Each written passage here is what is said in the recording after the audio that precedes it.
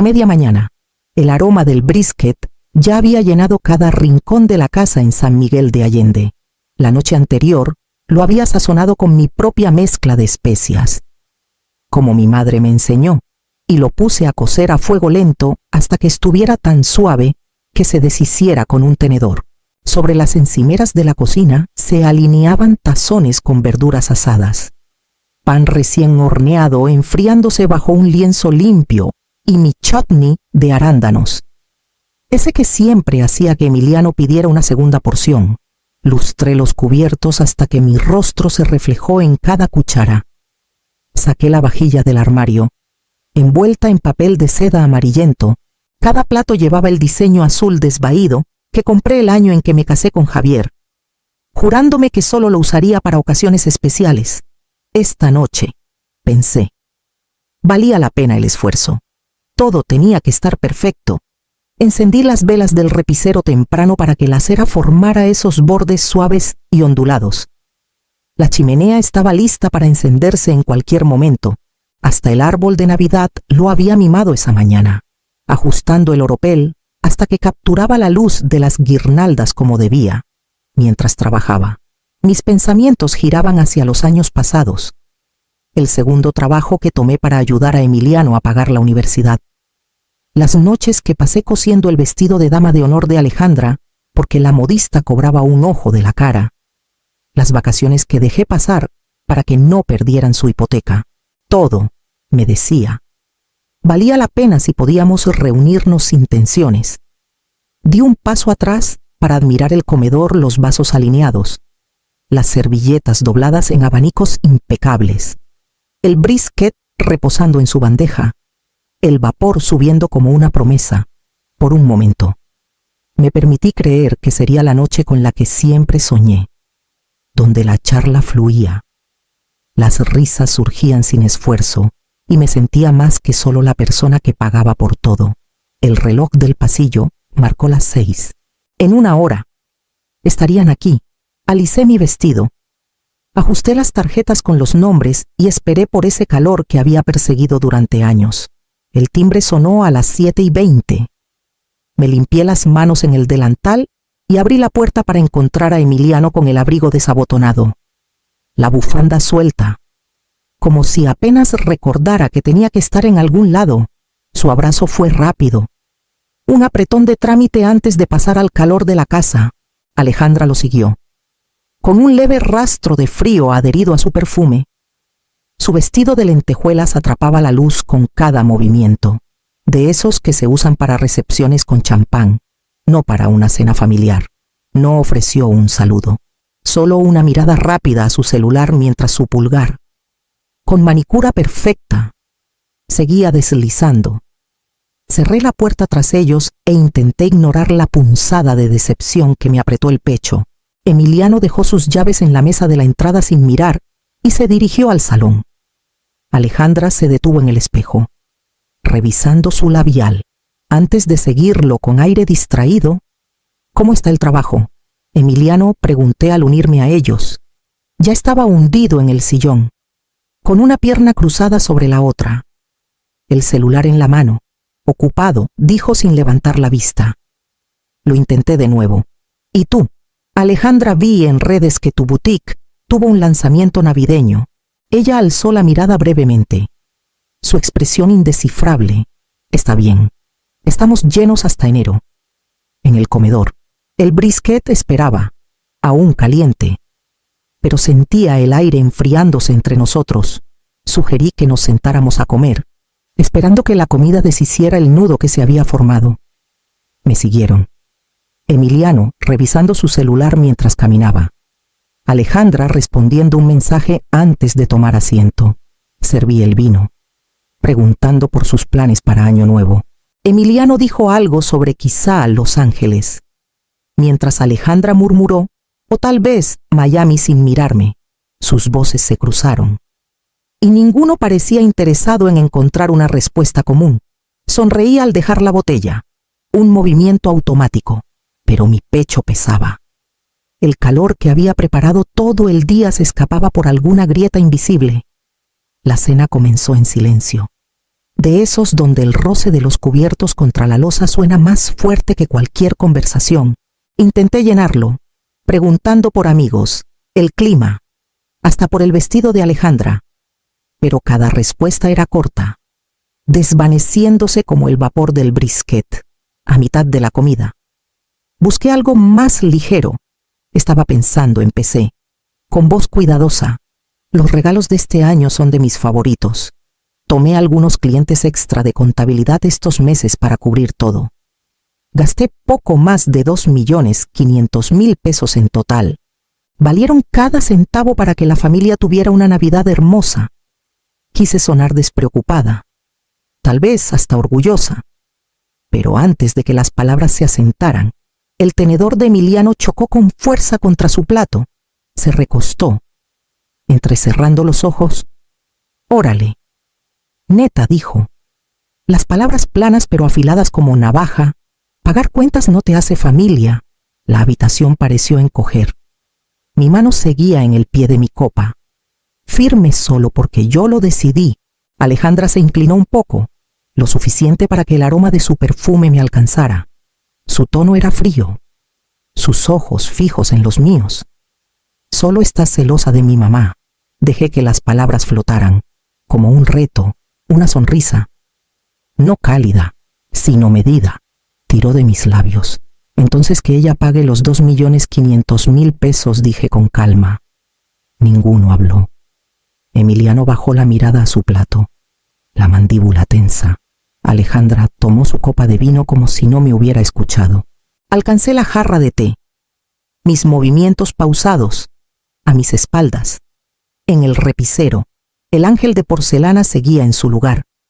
Con una pequeña lente brillando bajo sus alas bordadas de encaje, mi celular había estado grabando desde antes de que llegaran cada saludo cortante, cada comentario desdeñoso. Y ahora esto, me serví un vaso, el líquido atrapando la luz de las velas, y tomé un sorbo lento. Nadie en la mesa notó que mis manos estaban firmes ahora, que el peso en mi pecho se había movido. Algunas palabras no se pueden retractar, y esta noche, las mías no fueron las únicas. Cuando los platos estuvieron recogidos y las velas casi consumidas, dije que lavaría después. Se pasaron al salón sin preguntar si necesitaba ayuda. Caminé por el pasillo hasta mi estudio, cerrando la puerta hasta que el pestillo hizo clic. La lámpara del escritorio proyectaba un círculo de luz sobre los papeles que guardaba ahí: estados de cuenta, recibos, resúmenes financieros. Saqué mi laptop del cajón, su zumbido familiar saludándome como un viejo amigo. Mis dedos se movieron por las teclas con una certeza que no había sentido en años. El primer inicio de sesión fue al banco que manejaba la hipoteca de Emiliano y Alejandra. Encontré el pago recurrente, mi pago, y con 2 clics lo cancelé. No más retiros silenciosos el primero de cada mes. No más sostener su vida en esa casa demasiado grande. Luego fue el préstamo del coche de Emiliano, cancelado. Después, las primas del seguro médico, los pagos de la tarjeta de crédito, el saldo de un préstamo estudiantil del programa de perfeccionamiento de Alejandra, que acepté cubrir cuando Emiliano dijo que era una inversión en su futuro, uno por uno. Los pagos programados desaparecieron de mi pantalla. Cada cancelación era como deslizar una cuchilla por una cuerda que había sostenido por décadas. Mis manos dolían, pero no por el esfuerzo, sino por la liberación. Hice una pausa. Mirando la lista vacía donde antes estaban sus nombres, un recuerdo llegó sin invitación sentada en la mesa de la cocina hace 15 años, rodeada de cuentas sin pagar. Emiliano acababa de ser aceptado en una universidad fuera del estado, con una colegiatura que me hacía apretar el estómago. Trabajé turnos dobles ese verano. Hice contabilidad nocturna para una clínica dental. Incluso vendí el anillo de compromiso que Javier me dio. Todo para que él pudiera ir sin deudas. Entonces pensé que estaba construyendo algo sólido, una base para que él se sostuviera toda la vida, pero en algún momento se convirtió en un andamio que lo sostenía para que no tuviera que pararse solo. Cerré la laptop y dejé que el silencio de la habitación me envolviera. Más allá de la puerta, risas débiles del televisor llegaron a mis oídos. Ya no me herían. Las cuerdas estaban cortadas. Mañana, ellos sentirían la caída. El primer zumbido llegó antes del amanecer. Rodé en la cama y lo dejé pasar. Pero otro vino segundos después, luego otro, cuando me senté. El celular estaba lleno de llamadas perdidas y notificaciones apiladas como dominós. La voz de Emiliano llenó el primer buzón, tensa e impaciente. Mamá, ¿qué pasó con la hipoteca? El banco dice que el pago rebotó. Llámame. El siguiente fue de Alejandra, con tono más filoso. Esto es vergonzoso. Mis tarjetas están siendo rechazadas. Estoy a media orden para la tienda. Hay que arreglar esto ya. Había mensajes de números desconocidos, probablemente los bancos, y uno más de Emiliano. Menos controlado. Mamá, esto no es broma. El pago del coche tampoco pasó. Llámame. Dejé el celular boca abajo en la mesita y puse los pies fuera de la cama. El aire era fresco contra mi piel, de esos que te hacen moverte con propósito. Me vestí rápido. Sacando una maleta de cuero del closet, no la había usado en años. Una fina capa de polvo cubría el asa. Adentro puse solo lo necesario: 2 mudas de ropa, una bufanda de seda, mi libro favorito y el cuaderno donde llevaba la cuenta de todo lo que había pagado por ellos. En el bolsillo lateral metí un sobre con efectivo. Imposible de rastrear a las cuentas que ellos creían que seguía usando. Abajo, en la cocina, me detuve, dejando que mis ojos recorrieran la escena de anoche. La mesa del comedor seguía puesta, con platos a medio comer, copas de vino manchadas en los bordes. Parecía una escena congelada de una obra que terminó hace mucho. A las 7, estaba en el coche. Las calles de San Miguel estaban tranquilas, con árboles desnudos que crujían con el viento. 10 minutos después, llegué a la entrada del Hotel Casa de Sierra Nevada. El valet abrió mi puerta y le di las llaves sin dudar. Adentro, el vestíbulo brillaba con una luz suave. La recepcionista me saludó con una sonrisa practicada.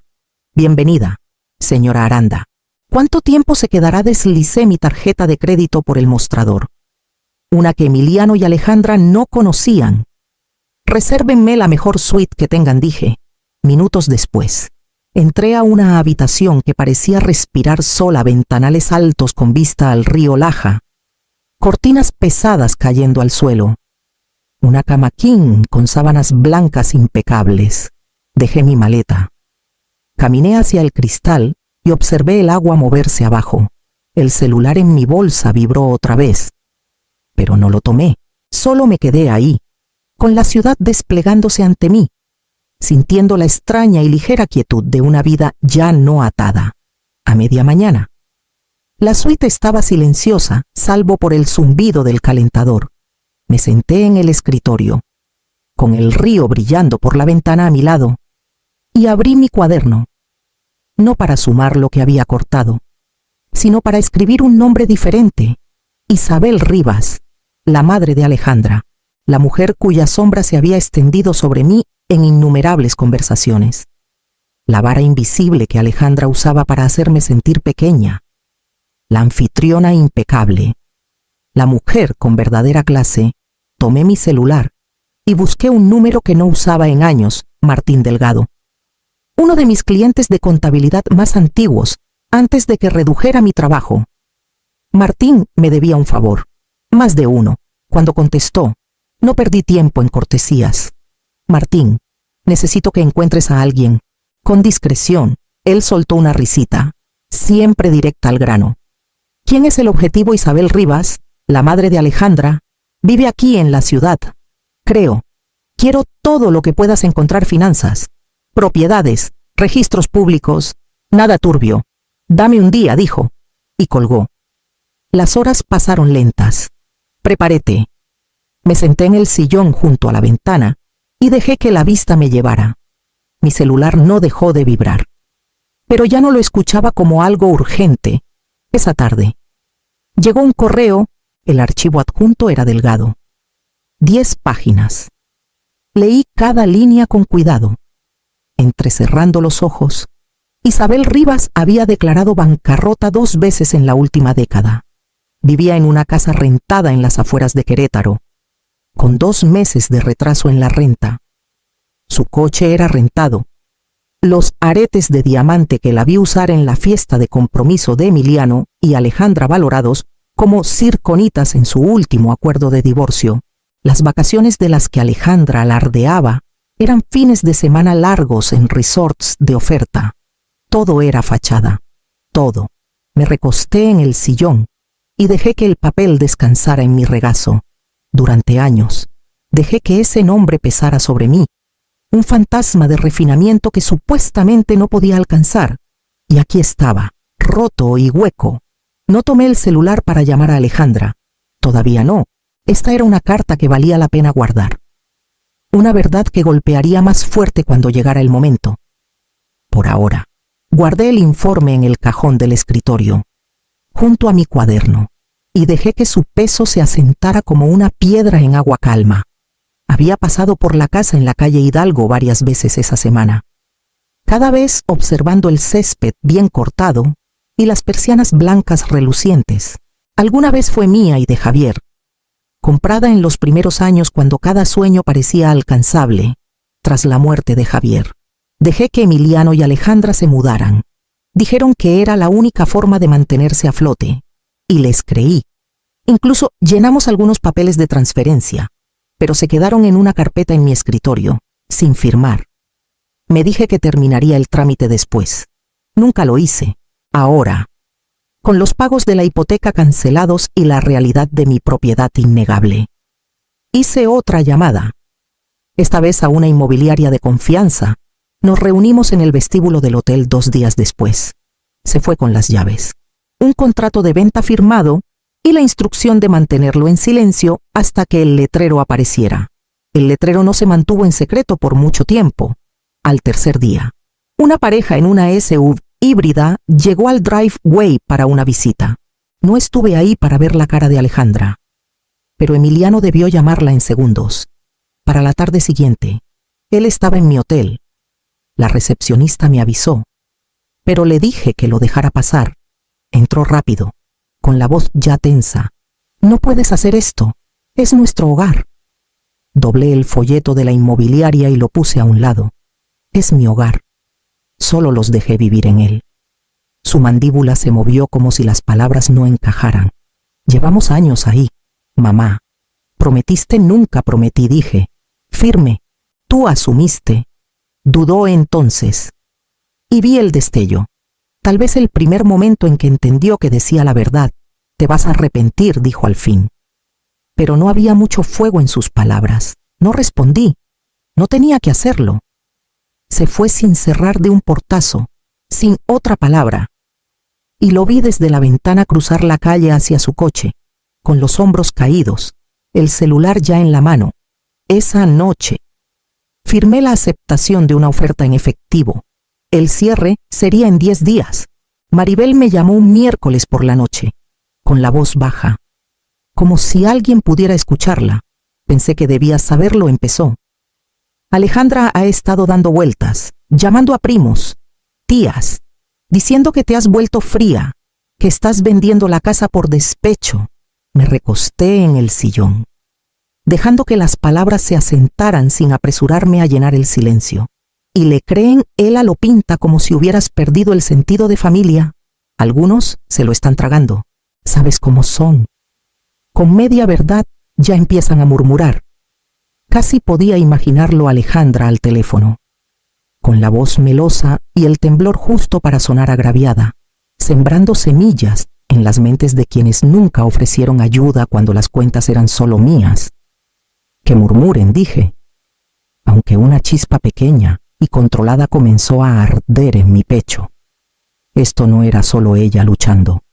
Era ella intentando reescribir la historia antes de que terminara. Maribel dudó. «Podrías aclarar las cosas, o podrías dejar que lo descubran de otra manera». Sonreí ante la frase. «De otra manera», repetí. Tras colgar, me quedé un largo rato. Con las luces de la ciudad parpadeando sobre el río fuera de mi ventana, había estado guardando mis cartas cerca a la grabación, la verdad financiera sobre su madre, el registro detallado de todo lo que había gastado. Había estado esperando el momento justo. La pequeña campaña de Alejandra me lo había dado. Tomé mi celular, buscando el nombre de Maribel otra vez. Cuando contestó, no me molesté en saludos.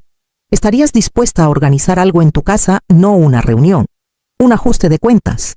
Hubo una pausa, luego un quedo. Dime cuándo, se lo dije. Y al colgar, fui a mi maleta y comencé a apartar exactamente lo que llevaría. El salón de Maribel era cálido, con un leve aroma a canela en el aire. Llegué temprano, con un vestido negro y aretes de perlas. Nada ostentoso, pero nada que ellos hubieran visto antes. Emiliano y Alejandra llegaron juntos, con expresiones cuidadosas, como si hubieran ensayado cómo verse preocupados sin ceder culpa. Intercambiamos saludos corteses que se sentían como papel, finos y frágiles. No me senté de inmediato, en cambio. Saqué 3 sobres de mi bolsa y puse uno frente a cada uno, dejando el tercero para Norberto, que no se molestó en venir. Emiliano miró su nombre. Luego a mí. ¿Qué es esto? Un ajuste de cuentas, dije con calma. Los dedos de Alejandra dudaron en la solapa. Luego abrió el suyo. Dentro había un documento notariado que lo sacaba de mi testamento. El de Emiliano tenía lo mismo. La segunda hoja en cada uno era un registro detallado, 15 años de pagos.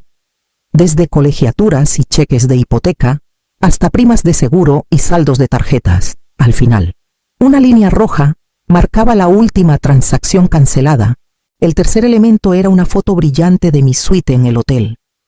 Con el río visible tras los ventanales altos, crucé una pierna sobre la otra, apoyando las manos en mi regazo. La próxima vez que quieran algo de mí, dije, con voz firme, pregunten qué obtengo yo a cambio. Nadie habló. La mandíbula de Emiliano se tensó. Los labios de Alejandra se abrieron como para decir algo, pero me levanté antes de que pudiera. Agradecí a Maribel por el té. Tomé mi bolsa y caminé a la puerta.